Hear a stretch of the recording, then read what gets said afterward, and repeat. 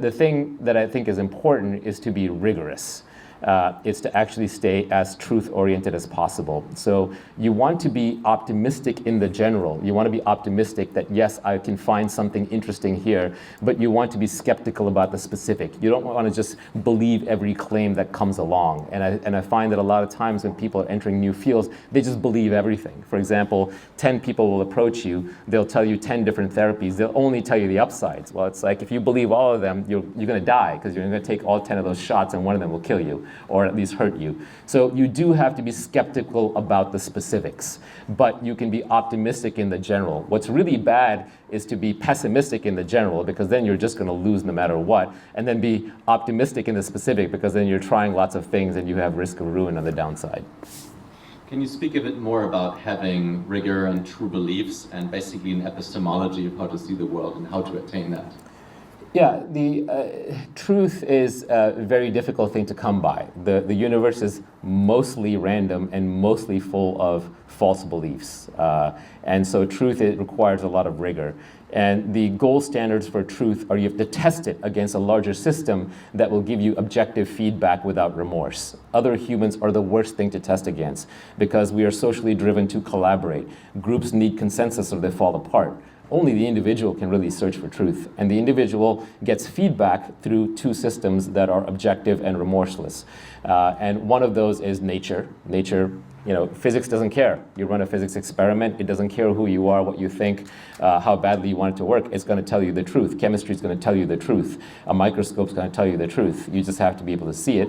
And the other one are free markets. When you get enough people together, voting in their own self-interest with money and anonymized, they have no desire to tell you to tell you a falsehood just to make you feel better. So nature and free markets are the gold standards. And anything social, whether it's another scientist, whether it's a journal, whether it's a group of people, whether it's someone patting you on the back, whether it's a restaurant reviewer, they're all going to tell you lies to make you feel better. It's for a good reason. It's fine. So you have to expose yourself to that strong feedback by the market. And you have to keep a very open mind. So you have to be willing to change your mind very, very quickly. As Mark Andreessen famously said, strong opinions loosely held. So you do want to have strong opinions so you can make progress, but you have to be willing to reverse them. You should enjoy the process of reversing them. You should get used to saying the phrase, "I was wrong" in public, because that's how you're going to get over that fear of it. And in fact, one of the problems with speaking in public is you make a proclamation, and then 2 years later, someone comes back and says, "Hey, Naval, I thought you said AI is never going to work." It's like, that's not what I said. It's taken out of context, but you know what? You just got to ignore those haters. But you have to be willing to correct yourself all the time. Otherwise, you'll never find your way out of the maze. Yeah, sort of that iterative process of updating your beliefs. Constantly. Mm-hmm. I think when you find information that contradicts previously cherished beliefs, that you've got a special obligation to look at it and look at it quickly.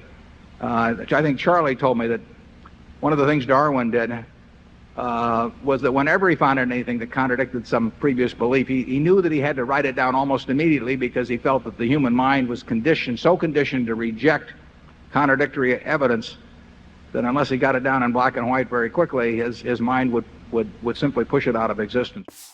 I think in terms of advice, I think it's very important to seek out, to actively seek out and listen very carefully to negative feedback. And this is something that people tend to avoid because it's painful. Yeah. But I think this is a very common mistake, is to not actively seek out and listen to negative feedback. Where do you do that? Do you go into forums? Do you go into Twitter? Like, what are your areas where you go to look for feedback on, let's say, the Tesla? Well, it's like everyone I talk to is, in fact, when friends get a product, I say, look, don't tell me what you like, tell me what you don't like. Right. And because otherwise your friend is not going to tell you what he doesn't like. Right. He's going to say, oh, I love this and that, and then leave out this is the stuff I don't like list, because he wants to be your friend, it doesn't want to offend you. So you really need to sort of coax negative feedback, and you know that if somebody is your friend, or at least not your enemy, and they're giving you negative feedback, then they may be wrong, but it's coming from a good place.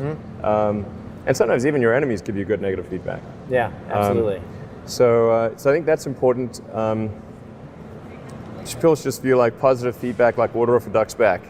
That's like, really underweight that and overweight negative feedback. Right. Now, let me leave you with some reflections. When Naval explained that the feedback from free markets is much better than the feedback from social groups or friends, it reminded me of something I read in the book The Boron Letters, written by the legendary copywriter Gary Halbert. The passage goes, "Here's a true story. Once upon a time, a beer company did a survey to find out which of their products customers preferred. You know what? To their astonishment, they found that 80% or so of the people they surveyed preferred their premium beer as opposed to their regular beer. Why were they astonished? The answer is easy. You see, their sales figures were showing that most people bought their regular beer and not the premium. What's going on here? The survey people were trying to give the right answer, and so they put down as an answer the beer they felt they should drink. It happens all the time, but pity any fool who decides to go into the brewery business based on this kind of erroneous marketing information.